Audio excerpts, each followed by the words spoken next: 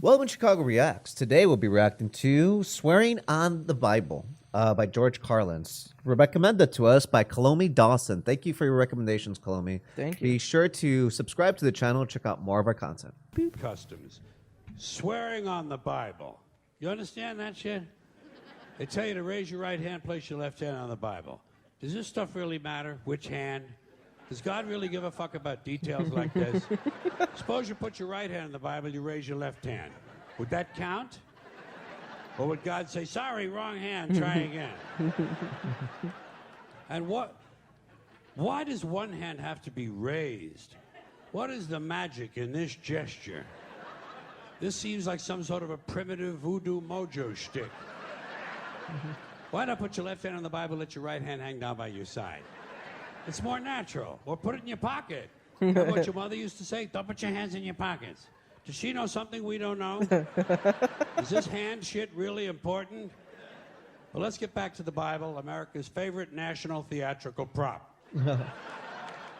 Suppose the Bible they hand you to swear on is upside down, or backward, or both, and you swear to tell the truth on an upside-down, backward Bible. You're Would going that to hell count? if that happens. Suppose the Bible they hand you is an old Bible and half the pages are missing. Suppose all they have is a Chinese Bible in an American court, or a Braille Bible and you're not blind. Suppose they hand you an upside-down, backward Chinese Braille Bible with half the pages Underrated missing. movie. Spoiled it. These are all good points he's making. Does it change it? At what point does all of this stuff just break down and become just a lot of stupid shit that somebody made up? Man, Fucking who's here made right it now? up, folks. It's make-believe. Yep. It's make-believe. Now. Like the law. Right. Okay. It's true. Let's leave the Bible aside. We'll get back to the science fiction reading later. The more important question is, what is the big deal about swearing to God in the first place? Why does swearing to God mean you're going to tell the truth? Wouldn't affect me. If they said to me, you swear to tell the truth, the whole truth, and nothing but the truth, so help you God, I'd say, yeah. I'll tell you about as much truth as the people who wrote that fucking Bible. How do you like that? Huh?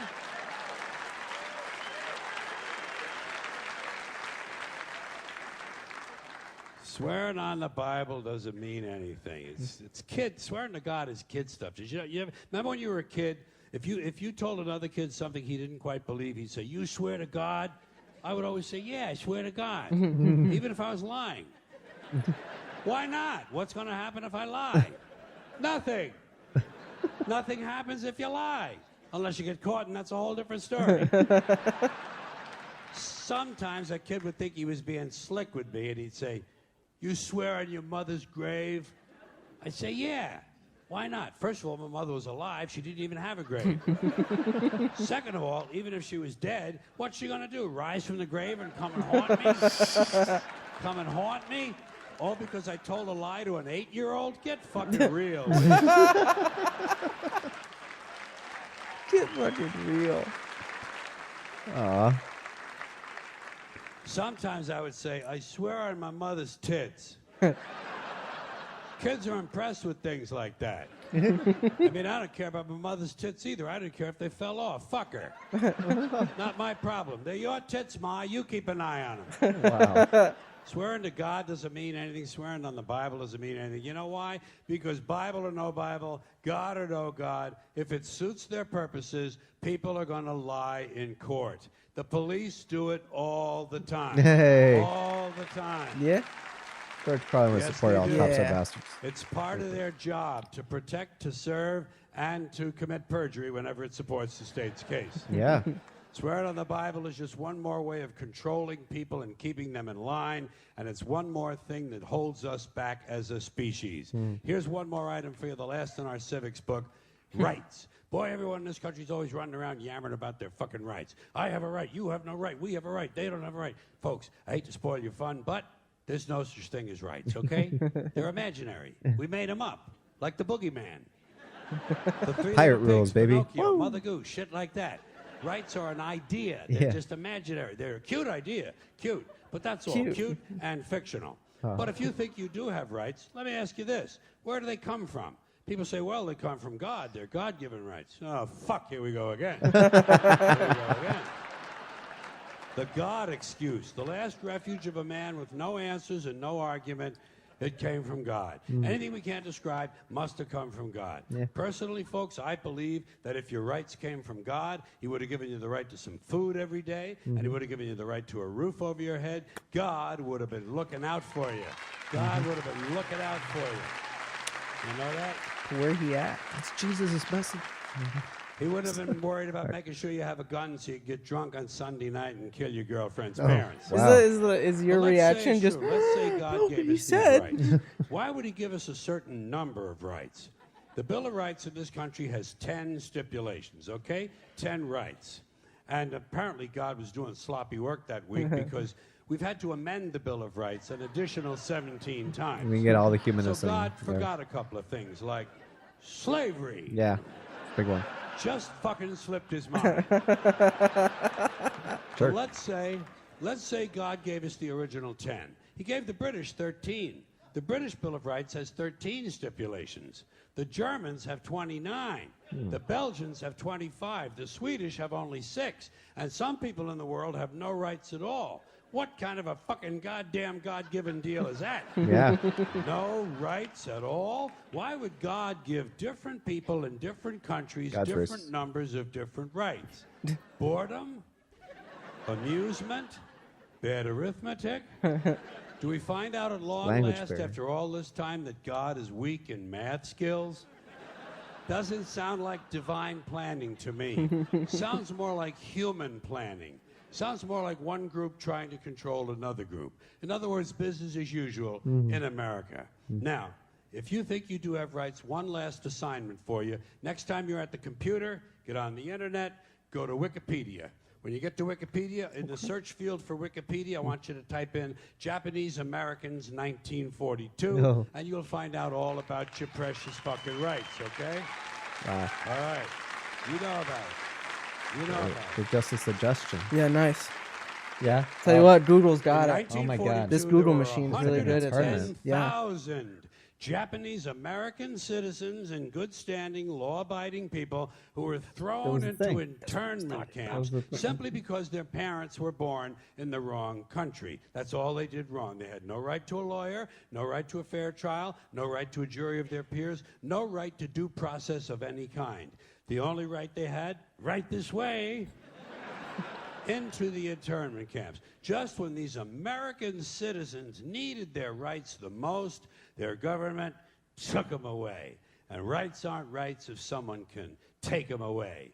They're privileges. That's all we've ever had in this country is a bill of temporary privileges. And if you read the news even badly, Get them you know guns. that every year the list gets shorter and shorter and shorter. You see how sooner or later?